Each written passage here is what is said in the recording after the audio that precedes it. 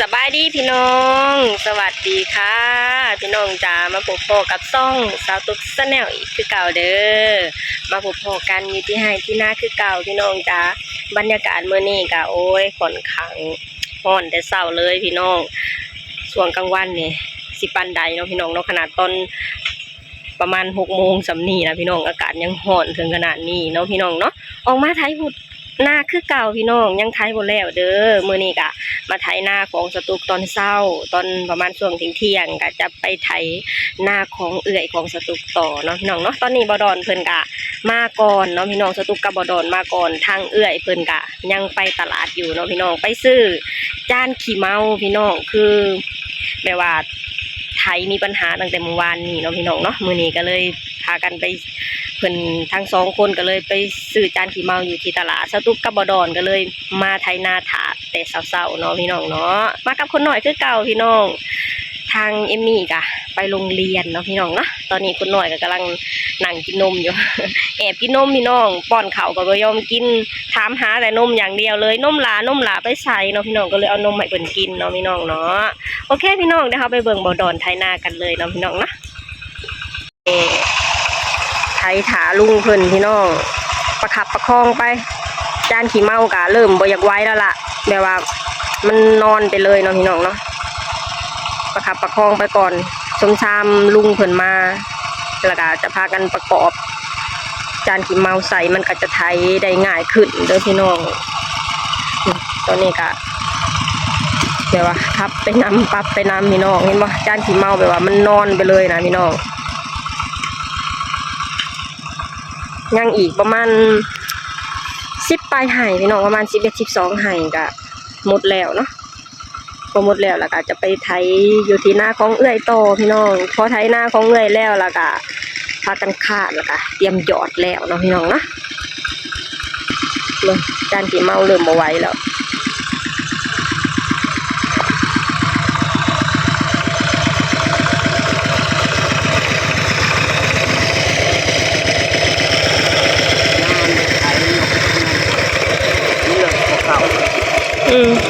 อัน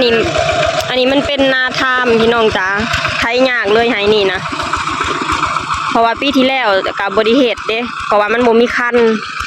มาปีนี้ก็เลยมาเฮ็ดคันแล้วก็มาไถปีแรกมันก็เลยแบบว่าค่อนข้างยากเติบอยู่แต่ละไห้ก็บ่ยากปานใดหรอกเพราะว่ามีแต่ไห้นี่ล่ะพี่น้องที่สิจังยากแน่ก็อดไถเอาดิล่ะได้ซะเฮาก็อยากได้นาเพิ่มเนาะพี่น้องถ้าเห็ดน้อยก็ได้เขาน้อยคือปีที่แล้วสตุกได้เขา25 กระสอบเนาะ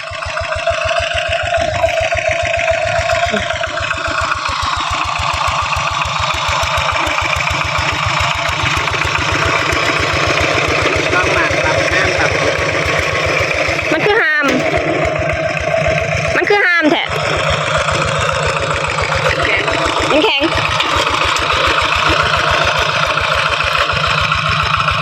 ได้สำไรเอาสำนันพี่น้องเลยดีกว่าเขาปะให้หน้าถิ่มไปซื้อมาพี่น้องเติมพลังก่อนM150ต้องให้คนกินตอนเย็นๆมาจากมีแห้งปลาไว้โดดมันกลับว่าเย็น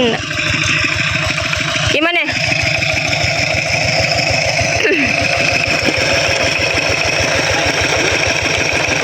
มาไว้หรอบ่จานขี้เมาบ่ไว้แล้วพี่น้อง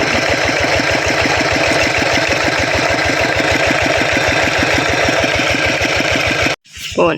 มาแล้วพี่น้องคนไปซื้อจานขี้เมามาแล้วเป็นเล็กเศษเรามันเมามาประกอบทีนี้เท่าได้นะเบอร์เท่าได้นะเนี่ยนะอันนี้530,000เท่าแต่จานขี้เมานี่530,000แล้วก็ซื้อยังอีกนี่เด้อันนี้มันนี่รวมทั้งอันนี้นี่ทั้งรวมทั้งเบาอ๋อเบามันราคาต่างหากโอ้อันนี้นี่จานต่างหากเบาต่างไอเท่าใดบัดนี้รวมทั้งเบอร์เท่าใดมัน530,000รวมจานนี่200,000จานนี่280,000อ๋อ จานอันนี้ซื่อ280,000 อืม แล้วก็อันนี้มันนี่เด้อัน อื นี้ มแต่ไอ้ซื้อเป็นเงินบาทหรือเงินกีบเขาไหลเป็นเงินบาทเงินกีบ เขาอะไรเป็นเงินกีบ อ๋ออืม แล้วก็ซื้ออันนั้นซื้อน้ำมันเครื่องแสน อ๋อ เอากุญแจคันพังหน่อย วัด700,000นะ อืมพอดีเบอร์700,000 ตัวนี้ พี่น้องประกอบอะไร ได้บ่ อันนี้เถาแห้งเลยพี่น้อง นี่ ไม่ค่ะ เถาแห้งแล้วเอาออกมันบไหว้แล้วอึ๊บโอ้หนักเติบอยู่เด้เนี่ย เอามันคืองม ไปขายได้หลายกีบอยู่ ใส่พิษพังแล้วมั้ง อืม ใส่พิษพังเดี๋ยวมันมาอยู่ แน่นอนใส่ที่ทางเหรอประกอบพิษลืมเบิ่งต้นมากได้จ้ะ ประกอบกัน ลองของ นักใช้นี่ก็เบิดแห้ง อู้หูมันรวมแห้งแล้วเนอนนี่เนาะ ขนาดรวมมันยังแดกลง มันจะหยกบ่ถึกมันบ่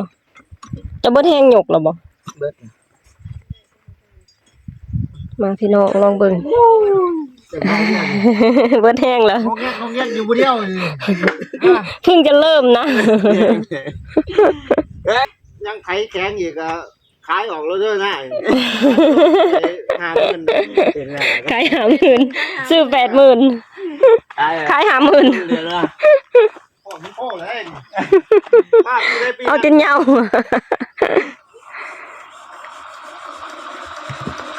มาพี่น้อง กินแล้วแบบนี้นะ ลองเบิ่งพี่นี่จะได้ไหม เสียงรถเฮาถึงจะผ่านมาเป็นเวลามาหลายปีแล้วแต่เสียงยังนุ่มอยู่เลยพี่น้องเลยมั่นใจของไทยพี่น้องเลยครอบครัวใดก็ดี คนลาวน่ะนิยมใส่ของไทย แบบเกือบทั่วประเทศแล้วแหละพี่น้องเนี่ยพี่น้องโอเคโอ้วันนี้มันก็คือตลอดเนี่ยโอเคบ่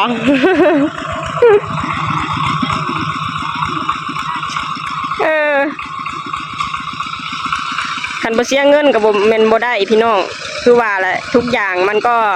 ตามการเวลาเนาะพี่น้องเนาะมันผ่านเวลามันโดนแล้วมันก็มีซึกล้อบ้างเนาะพี่น้องเนาะที่บ่ซึกล้อคือจักรไทยของเฮาพี่น้องมั่นใจเฮามั่นใจได้เลยจักรไทยของเฮาเนี่ยใส่มาหลายปีแล้วยังบ่เป็นหยังพี่น้องเอ้ยใส่ได้แบบสบายๆผ่านร้อนผ่านหนาวผ่านหลายสิ่งหลายอย่างมากอะหลายแล้วพี่น้องน่าจะเป็นคนเขาในจะเป็นไทยไฮไทยหน้าแบบว่าโอ้ยมั่นใจพี่น้องเลยของไทยเฮาของไทยสู่สุดใจมั่นใจเกินร้อยเลยพี่น้องนี่โอเคปะโอเคอาจารย์ ได้ไม่แค่บ่ห้าม มันง่ายมันไทยง่ายขึ้นเลยเหรอไปสู่ต่อพี่น้องจ้าสองเคยเฮาสู่ต่อลูกกับเมียมานั่งให้กำลังใจคือเก่าพี่น้องเลยนี่พี่น้องจ้าคนไทยของเฮานี่หน้าของสตุกะยังอีกประมาณ1 2 3 4 5 6 7 8 9อีก9ให้พี่น้องไทยเบิร์ดอีก9ให้แล้วก็คือลงไปนาของเอื่อยต่อแล้วน้องพี่น้องเนาะนี่คนไทยเฮากับไทยพี่น้องคนมาให้กำลังใจกับมาเด้อพี่น้องสตุกกับลูกมาให้กำลังใจบ่ดอนคือเก่าเนาะพี่น้องเนาะคือแบบว่าสบายดีเนาะพี่น้องเทคโนโลยีเนาะพี่น้องที่แบบว่าเขาเจ้าผลิตมาเกี่ยวกับการเฮ็ดไร่เฮ็ดนาเนาะพี่น้องแบบว่า ในความรู้สึกของสตุกคือแบบว่านับมือแหงเฮ็ดให้ผู้หญิงเฮาน่ะสบายขึ้นเนาะพี่น้องแล้วไปนักที่ผู้ชายเนาะพี่น้องเนาะคือทุกสิ่งทุกอย่างคือแบบว่าตกอยู่ที่ผู้ชายเบิดเนาะพี่น้องน่าจะเป็นการคาดน่าจะเป็นการไถน่าจะเป็นการหยอดเนาะพี่น้องแบบว่าการฉีดหญ้าแบบฉีดยาขาหญ้านี่ก็คือมีแต่เวียกผู้ชายทั้งนั้นเนาะพี่น้องเนาะผู้หญิงเฮานี่ก็เริ่มสบายไปนำมือเนาะพี่น้องเนาะเฮาก็มาให้กำลังใจแบบนี้แหละพี่น้องถึงเฮาสิสบายแต่ว่าเฮาบ่สบายอยู่บ้านอย่างแน่นอนเนาะพี่น้องเฮามาให้กำลังใจซึ่งกันและกันอยู่ที่หน้าเนาะพี่น้องเนาะทางบ่ดอนเพิ่นก็ไทยสตุกเองก็มาให้กำลังใจเพิ่นคือเก่าเนาะพี่น้องเนาะ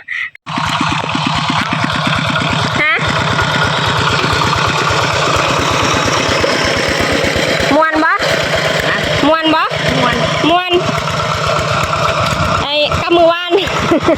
อยากแล้วนะ ไอ้กับมือว่านนี่เป็นอะไร ก็อยากตายบอกว่าอันนี้ฮะเรื่องของ ป้าให้ไทยเองหล่นเนาะเออ ไอ้ผมก็ได้กันจริง คนได้ของใหม่มาพี่น้องเลยบ่สั่นดีใจบ่สั่นครับรถกับไอ้ไทยหน้ากับม่วน ๆได้วันนี้ ว่านเมื่อยมื้อนี้ชิวๆเลยแม่นบ่มื้อนี้ชิวๆบ่ชิวๆถ้าเบิ่งตอนบ่ายเนาะสิชิวๆบ่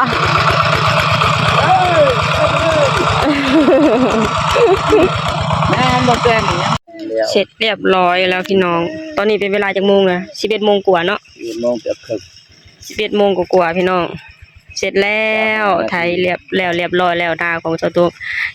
ยังแต่ซ่อนคันบ่บัดนี้ เอาไปนี่ ซ่อนคันแล้วเราจังพาไปกินข้าวนะ เนี่ย จะได้กินข้าวแล้วจะได้ลงพุ่นเลยเนาะ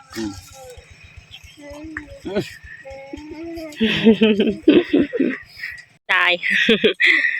คุณสามีไปสู้งานต่อทั้งเมียกับลูกก็มาให้กำลังใจเดี๋ยวสิลงไปให้กำลังใจอยู่หลุมลูกสาวตื่นก่อนลูกสาวยังบ่ตื่นพี่น้องเลยคนหน่อยเบิดพลังแลนไปหาพ่ออยู่แต่บนไถนาผู้บักแดดหนึ่งกับบริสุทธิ์ให้แม่ใส่หมวกให้แลนไปหาพ่อยังบ่สนใจหยังเลยแดดบ่แดดฮะ เงินก่อนจัง ตอนนี้ก็ลงมาไถนาอยู่ที่นาของเอื้อยของสตุกแล้วเนาะพี่น้องเนาะไถมาได้สักพักแล้วล่ะพี่น้องได้ประมาณ5-6 ไห่แล้วพี่น้องป้าดินน่ะดินแห้งคักแห้งแน่พี่น้องโอ้ยฟังจากเสียงเป็นตะยันบีตัวไทยแตก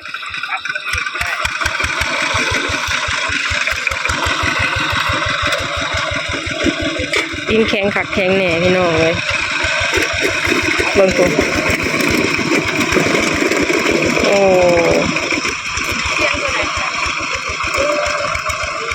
มันขูดมันแข็งแห้งทางลูกทางเมียก็มานั่งให้กำลังใจคือเก่าพี่น้องจ้างานนี้เป็นงานของผู้ชายเราเป็นเมียเป็นลูกเขาก็มานั่งให้กำลังใจเราพี่น้องเนาะกำหนดกะคือเก่าแล้วพี่น้องประมาณ6 โมงพากันกลับเป้าหมายจะเปิ่นอยากพูนอยากให้ฮอดให้หลุมบ่พี่น้องมาเบิ่งกันว่าสิฮอดบ่เล่งใส่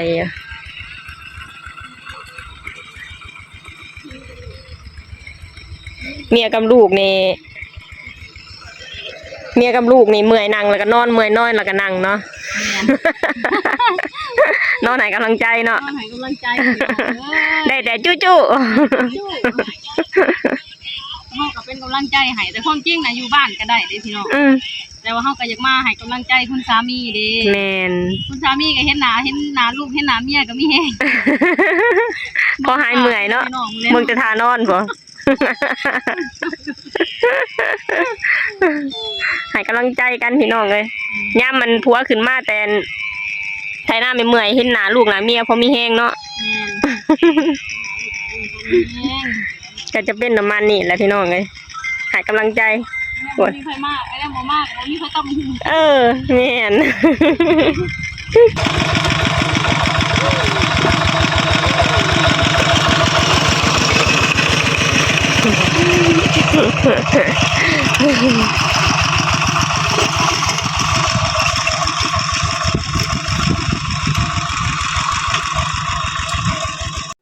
โอเคพี่น้องอันนี้ก็คือหายสุดท้ายของมือนี่แล้วเด้อพี่น้องจ้าตอนนี้ก็กำลังสอนคันเนาะพี่น้องเนาะสอนคันแล้วเรียบร้อยแล้วก็จะพากันกลับแล้วเนาะพี่น้องตอนนี้ก็เป็นเวลาประมาณ6 โมงกว่าๆแล้วเนาะพี่น้องเนาะค่ำเติบแล้ว